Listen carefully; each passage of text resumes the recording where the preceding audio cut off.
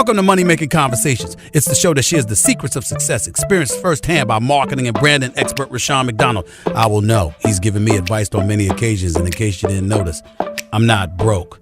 You know he'll be interviewing celebrity CEOs, entrepreneurs, and industry decision makers. It's what he likes to do. It's what he likes to share. Now it's time to hear from my man, Rushion McDonald. Money Making Conversations. Here we go. Yes. Welcome to Money Making Conversation. I am your host, Rushion McDonald. This is important. It really is important that we understand that everybody travels a different path to success. That is because your brand is different. The challenges you face in your life are different. So stop reading other people's success stories and start writing your own. I recommend that. It's all right to be motivated by their success because their stories can offer direction. But remember this, is your planning and your committed effort is going to enable you to achieve your success. My next guest, longtime friend, Areva Martin. We've traveled the streets of New York City together. Areva is an award-winning civil rights attorney, legal commentator, talk show host, philanthropist, best-selling author, and CEO of Butterfly Health. Her talk show, The Special Report with Areva Martin, a tri-weekly digital talk show airing Mondays, Wednesdays, and Fridays at 9 a.m. Pacific Standard Time, which is noon East Coast time on Facebook. The Special Report covers race, culture, economy, and politics, and how they impact the daily lives of everyday people, which includes me. Please welcome to Money Making Conversations, my friend, Areva Martin. Hello, Rushion. Long time no see. I'm so glad to see you, and to see you right before the holidays is like super, super special for me. Well, I'll tell you, this year has thrown me for a tizzy. It was great seeing you. I had a plan in place, Areva, and all of a sudden March hit and my plan went sideways, and I was scared. I was scared in the sense that I didn't know what the next 3 months would look like. I had employees I had to maintain on payroll. I didn't see any income coming. The entire country said, hey, we're not doing any live events for the second quarter. Advertisers pulled all of their advertisements from any scheduled event that I was part of. And I was just sitting there. I went to Home Depot. My first out was going to Home Depot, and I had my Perel with what little bottle I had left, because all the shelves were clear. Yes, everything is gone. Absolutely. And then I had my rubber gloves, and I had a ski mask that I pulled up because I didn't have a mask at the time. At the time, you didn't know how to get a mask. And so when I came out the store, I didn't know, did I put the Perel on? Did I take my gloves off? Was the stuff I brought out of the store contaminated? I didn't know what to do, Areva. I was just, that was the world that I lived in. And I'm sure a lot of people experienced that same uncertainty. How was it in California? Still a lockdown city over there in California, right? Yeah, it's kind of interesting, Rashad. I have a lot of friends who are elected officials. So I was getting this inside information about what was going to happen. And I was telling friends, get your business together, go to your offices, clean it out, because I knew probably about a week in advance in March that the lockdown, they called it shelter in place, was coming. And I was getting a lot of resistance from people. They're like, no, that's not going to happen. How can they do that? And for us, I run my law firm here in Los Angeles. We had gone paperless the year before. So taking our office virtually and sending everyone home was really easy for us. Our nonprofit also made an easy transition, but so many people suffered back then and continue to suffer because they weren't able to just transport their whole businesses and start operating them from home. So it was scary. I found myself in a position of becoming that voice, that trusted voice, trying to talk to people, sharing with them the inside information I had and trying to walk them through the process. But it's been overwhelming, to be honest with you. Like I said, for me personally, my business hasn't suffered. Right. None of the companies I run have suffered, but I've watched so many people around me lose their jobs, lose their businesses. Like you said, had to lay off massive numbers of employees, lose contracts. Right. So it's been kind of a mixed bag. I talked to some people, they're doing great, like gangbusters, and then other people who are literally just holding on by a thread. And I think that's kind of the reality across this country. Now, that's from a business standpoint. Very challenging. Very challenging. Now, from a personal standpoint, I gave you my little COVID-19 trying to adapt to the new norm back then, and I'm a lot more comfortable now. And actually have flown on an airplane one time and masked down down, and I sat in that chair and I scrubbed it down with my little Perel. I'm telling you, you swear I was doing maid service on my seat. Let's put it that way. COVID-19 maid service. How was it for you personally? You talked about the business side. Okay. How was it personally? Good thing. So personally, I was going, let's see, this is March. So I had started this really intense workout plan. I had, lots of plans for the year in terms of my career. One of my personal goals, was to get in the best shape of my life. Mm-hmm. And I was there. And then when this all hit, I said, well, it's just we're going to be locked down for a couple of weeks. So I don't have to worry about continuing this workout. I don't have to worry about continuing this really healthy eating.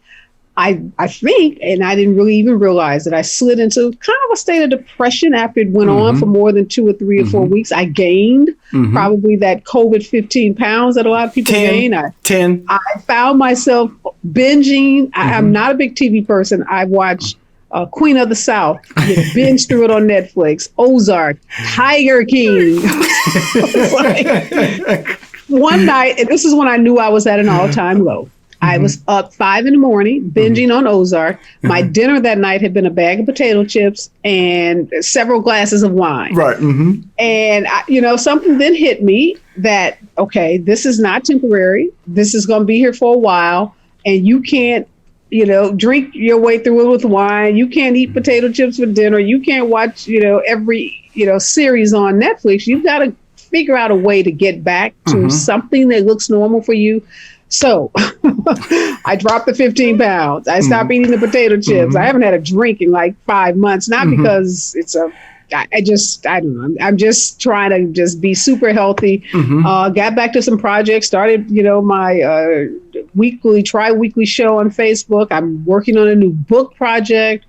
Did a bunch of auditions for some new other, TV broadcast projects, and just have been trying to say, how do you live with COVID and it not control you, but you take control of your life? And I feel like I'm kind of there. I won't say I'm 100% there, but I'm feeling better. But I think I was upset because I was prepared for the 2 or 3 weeks, which they told us originally the lockdown was going to be. And then as it went from March to April to May, by then I was like, okay, this is some BS. I'm like really fatigued by it. And, I was just kind of rolling through the motions. I had a low point when I went to visit a friend in some pajama pants. He said, Areva, are those pajamas? I said, yeah, what's wrong with pajamas? So, when you're walking out the house, getting in the car, driving in your pajamas, maybe it's time to pat yourself on the shoulder and say, get it together, girlfriend. So especially I had to do one of those get it together girlfriend. All those fantastic poses and images we see on your Instagram account. Now, here's the thought process when you talk about myself personally, I gained 10 pounds. Okay.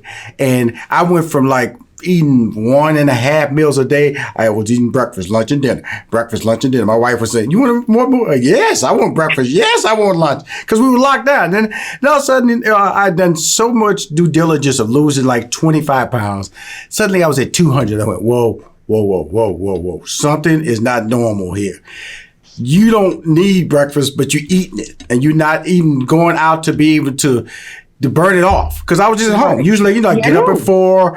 I'm out of the house at 6. So physically, I was moving. I was just getting up and just staying and eating. And so that translated into weight gain. So know that you had a lot of individuals out there in America joining you in that weight gain club. Oh, because we're sitting down. Like you said, our lifestyles. You know me, I'm like super active. I'm out. I'm always doing something. And like I said, I worked out a lot. The gyms were closed. Right. So you needed that discipline to get up and do it outside on your own. And I just think psychologically it was so new. Like what's going on? And you're watching these deaths. You're just watching the numbers climb. You're watching the deaths. You're talking to friends who are, have the virus. And it was just a lot emotionally, I think, for all of us as Americans. Absolutely. That's why the food was comfort, right? You sit there and just eat yourself. Food and Netflix was comfort. It was junk food. You said Tiger King. I had to relate to you. I was there, Tiger King. I saw it from. I would tell you something, Reba. I saw it when it came out. I was like, let everybody know. I didn't hear about Tiger King when it hit the stands. I was right there viewing it from jump, and then it exploded because that was one of the most amazing docu soap operas I'd ever realized soap operas I'd ever seen in my life. But do you think all of us would have been watching Tiger King but for the pandemic? Oh, but it's like I don't think so. But I think that it still would have jumped out there strong because that was some mess. That was some highfalutin mess that people are still. Look, she wound up on Dancing with the Stars. Okay, that's true. So that's how and he's still in jail. Her way into another gig from it. His husband or boyfriend or husband just got picked up on a DUI charge. The other guy who had like the harem, I think he got closed down. And so it just keeps rolling and rolling and rolling and rolling. But we lived a life. Our relationship is always tied to your authenticity, and your authenticity is always tied to journalism, your legal background, and the special report. And the reason I really wanted to bring you on the show about that because it's your voice that we need in this media and the era from a standpoint of who you are and what you bring to the table. How did the special report start?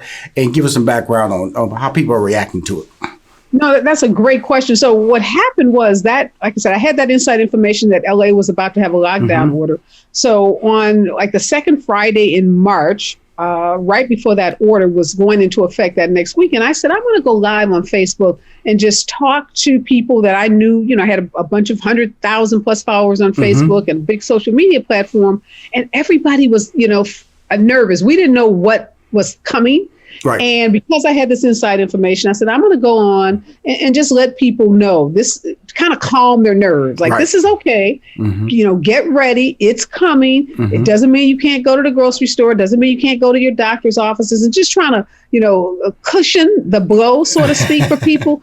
And the response was so positive that one time. And after about an hour, it wasn't enough time. So I says, don't worry, I'll come back on Monday. And we'll continue this conversation because people were posting comments and we were going back and forth. And so I went back that Monday and continued the conversation. And people were saying, okay, are you coming back? Right. And it was really just people saying, can we tune in again?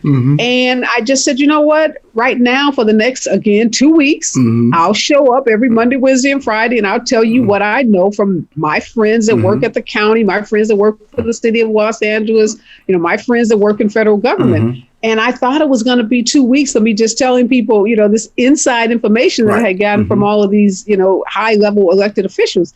And that 2 weeks went to 3 weeks, and that 3 weeks went to 4 weeks. And here we are. We just celebrated 100 shows. So we're like on our 106th show because we went from the COVID crisis, and that just kind of dovetailed right into what was happening in the upcoming election. Well, we went from COVID to George Floyd, because right there. There you go. It's the summer. We went from there you go. We went from COVID to the summer of protests, the global protests that were happening all over the world. And so I was reporting on CNN and reporting on the special report, talking to, the activists on the street, talking to, law enforcement experts and legal experts. And again, just trying to help people understand what was happening. And what I try to do with the special report, Rashad, I've worked with all of these national experts, on CNN and different other networks, is to go through my contact list and say, hey, I know you on CNN, MSNBC, but I need you to come over here and talk to real people. Right. And then I pair those national experts up with real people. Right. So, it's about what are the questions, what are the issues that people who don't have access to these folks, they're not able to pick up the phone and call them. So it was really trying to bring those two elements together because, again, people, they turn on the news, they may get a 3-second soundbite. Right. And they're not getting to post a comment and ask a question or to engage with that expert. So the whole premise of the show is giving real people that opportunity to have access to the nation's top experts on these tough issues, whether it's race, like the George Floyd issue, whether it's public health with COVID, whether it was the election. And, the election from George Floyd, we went right into that. And all of these issues have just kind of merged together, right? So we find ourselves. And they never had a defining moment of what was going on, because it was all done under the President Trump's leadership, the COVID, the denial, you can inject, poison into your blood system, you'll be all right. You know, you don't have to wear a mask. And then when you got to the George Floyd, when you got to lead that up into the debate, when he told the Proud Boys to stand back and stand down, you know what I'm saying? Yeah. You know, stand by, stand down. They put that on T-shirts. And then but let's talk about race, because I really I have seen your show. And the articulation and the race. I always talk to individuals like that because you're in the know, you know, from the legal, this is your history, CNN. The racial makeup of the protest, did that surprise you? Because we know it was a Black issue, but it turned out to be more than a Black response. You know, it didn't surprise me because we started to see some of that, you know, coalition forming even after, you know, Trayvon Martin's murder in Florida, after Mike Brown's murder in St. Louis or Ferguson, Missouri. So we had started to see justice allies, as we call them, starting to take a more active role in the protest. I think with George Floyd in the summer, you know, that the May, June, July period where the protests were at their biggest, you know, we saw the largest numbers. The number of non-African Americans involved, not just locally in, you know, Los Angeles, not just in Georgia or New York, but literally across the globe, probably hit an all-time high. And there was polling that was out during that period that said that Black Lives Matter for the first time was accepted by like over 70% of Americans. It had never had such high acceptance levels.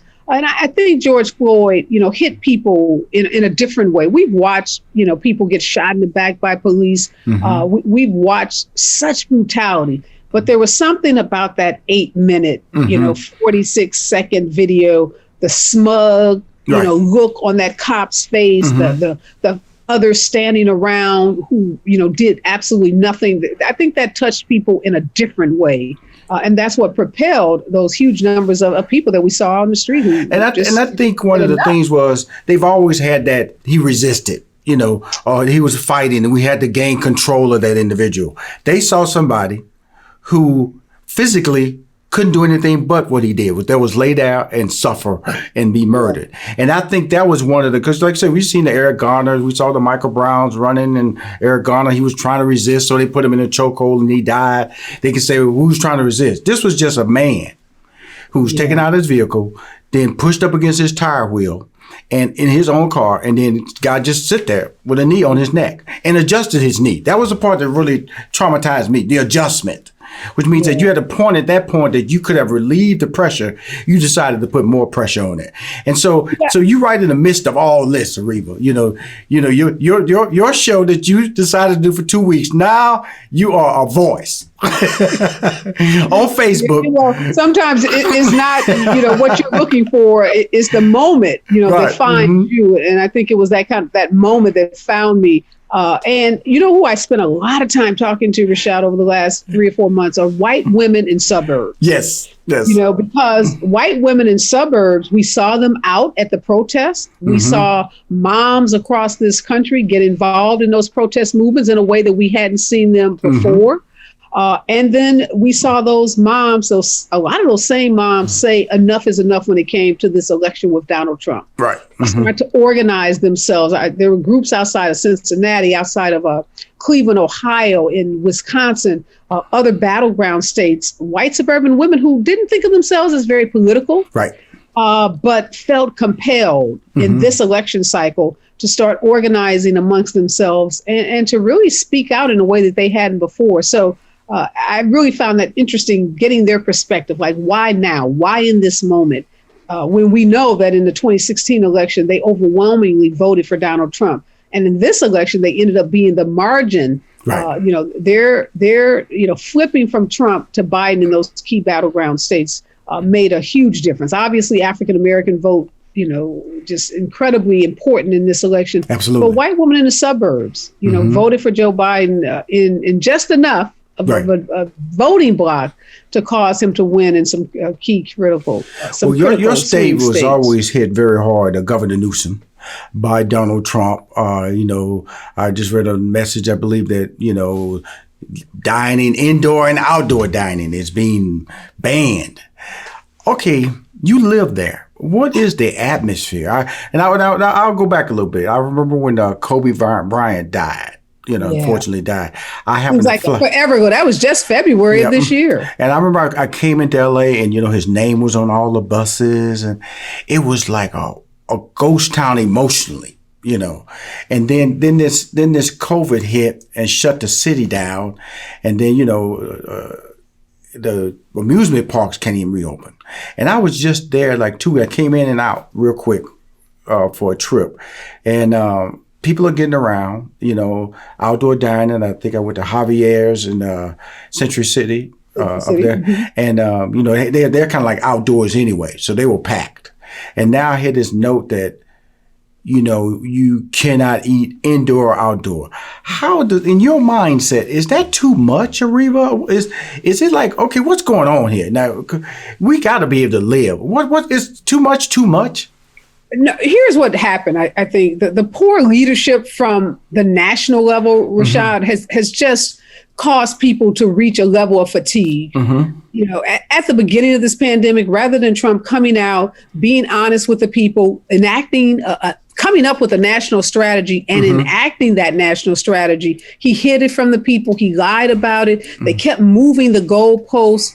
He failed to, come up with a national strategy. He politicized something as simple as wearing a mask and socially distancing. And so now people are fatigued. They're fed up with it. Right. You're right. We're about to go into another lockdown where you can't dine outside. You'll only be able to do takeout and pickup from restaurants. Restaurants are barely holding on. They're holding on by a thread. The money that was allocated, from the CARES Act in the summer, all that money's gone, basically. So restaurants are, many of them won't survive this shutdown. They won't come back. The restaurant industry is being forever changed. But here's the deal. Because we botched it, we now all have to pay a price. And you and I are in a social contract. I can't I shouldn't do anything that harms you. You shouldn't do anything that harms me. As much as I hate this, as much as everyone hates it, this is what we have at this moment. Right. We don't have the vaccine. We don't have an ability to slow the spread other than to take some kind of public health measures. And the public health experts are saying closing the restaurants, because that's where this public spread happens, is what we have available to us. It stinks. People are upset about it. There were protests outside of the mayor's house. There have been protests in the streets. People feel like their rights are being infringed upon. But what I try to get people to understand is, look, the government already is in our lives. Wear a seatbelt, right? That's the government. Don't go past 65 miles an hour on the freeway. That's the government. You can't drink until you're 21 in most states. That's the government. You can't vote until you're 18. That's the government. So this notion that wearing a mask and socially distancing puts the government in our lives in an intrusive way, that's just false. Right. Government is already in our lives. And when you look at those 250,000 people who've lost their lives, I say this is a small price to pay, although it's difficult. And I want to minimize the pain that people are feeling, either a business owner or someone who has, severe isolation and depression. But if we don't do something, are we willing to, as a country, to say 500,000 people dead, 20 million people infected? And until Biden and Harris get into office and get the scientists back in charge, we're all going to have to make tremendous sacrifices. And I just encourage people to look at it that way. The light is at the end of this tunnel. It's coming. Yes, right now it's being blocked by Donald Trump. So if we can get him to slide left or right, we can see that light. It's really interesting when you were saying that about, speed limits. And because some people could say, it's infringing on my rights because I never would drive past 65. I never drive past 55. I drive accordingly in school zones. Why are you forcing me to live like this? And that's very true. What you're saying is that, look, there's a right and a wrong in life, and we all put rules in place to protect the masses. Not always saying the individual, you can live a right life. I don't own a gun. So I'm not going to shoot anybody in my lifetime. But there are people who do own guns, and you have to have gun laws to stop them from just shooting anybody when they feel like it. But, when you think about all the things that you're doing, Areva, and this special report and being able to launch, and you're saying congratulations over the 100 episodes that you've taped so far. What is the future of this opportunity that you're doing on Facebook?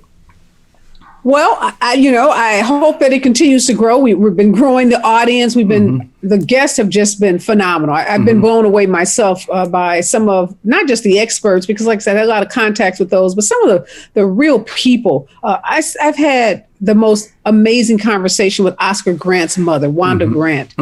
She, her struggle with her son, Oscar, who was killed by, transit police in Northern California, turned into that big movie, Fruitville Station with Michael B. Jordan and Octavia That was his breakout Spencer. movie, as well as Sandra Bland's sister, who talked about what that tragedy was like for her family and going through such a public funeral and having to grieve your sister in such a public way.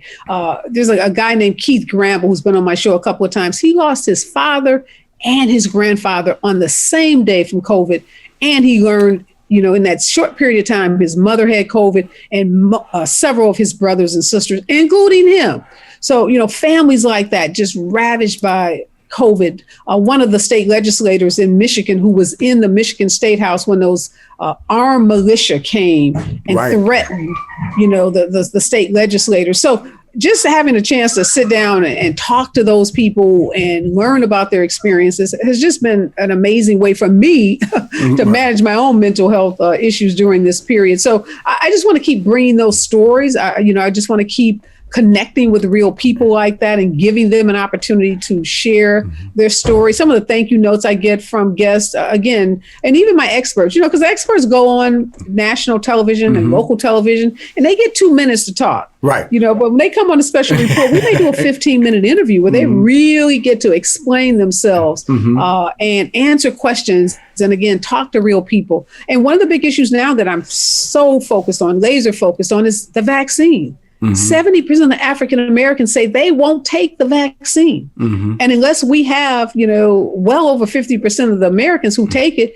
it won't be effective. And there's been not nearly enough conversations happening in the Black community with experts, with influencers like you, with celebrities about the vaccine. So we just did a show this week. We've done multiple shows on the vaccine, and that's an area where, I'm dedicated to helping people understand what the safety issues are, but hopefully helping people feel more comfortable once the data is out, once the research has been, vetted upwards and backwards and leftwards and right from people we trust, getting people to understand how important it's going to be. If we ever want to get back to anything that looks like normal, and I don't even know what the new normal will look like, but if we want to get, back to restaurants, back to movie theaters, decimated, movie theaters decimated, we're going to have to, increase the number of people in this country who are willing to get vaccinated, and Black people in particular. Cool. Let's talk about Butterfly Health. Next Cube, Marlon Evans, I interviewed him on the show. So when I saw it pop up on your just, it's my man Marlon Evans out of Stanford University. Let's talk about it. He's the CEO of Next Cube, and they go out there and they fund tech and health-oriented platforms, and that's what Butterfly Health is a health-oriented platform. Talk about how that relationship came together and exactly what is Butterfly Health. So, Rushion, from knowing me, I'm a serial entrepreneur. So, I can't sit down without, starting something new. So people ask me, what did I do, in the quarantine? I've written a new book. I started a digital talk show, and I started a new company called Butterfly Health with my brother. My brother is a tech entrepreneur. He's had 2 successful exits from tech companies. And I had this idea because, the work I do around autism and special needs, I come into contact with so many caregivers and the issue of mental health. I really started thinking about this last year, the end of last year before COVID, and just how impacted the families I dealt with were with mental health issues. And I called my brother and I said, hey, look, I got this idea. I said, can I send you this non-disclosure agreement before I tell you about the idea? No, you didn't. You didn't send an NDA to your brother. And he said, I won't tell you what he said. Yes, I will tell you. But after a few choice words, I got him to agree that I could send him this concept and he would advise me on it. I love it. And we started talking about it, and he gave me a sense about, why I needed someone like him, because despite all of my skills, he had to pitch himself to you, Miss NDA. And so he told me that, for a percentage of my company, he would come in as a co-founder and be the COO. So that's what brought the brother-sister team together. But, it's a digital therapeutic application available on iOS and Android, and it's targeted to the Medicaid population. We grew up poor. My story, North St. Louis. On surviving on food stamps, on Medicaid ourselves.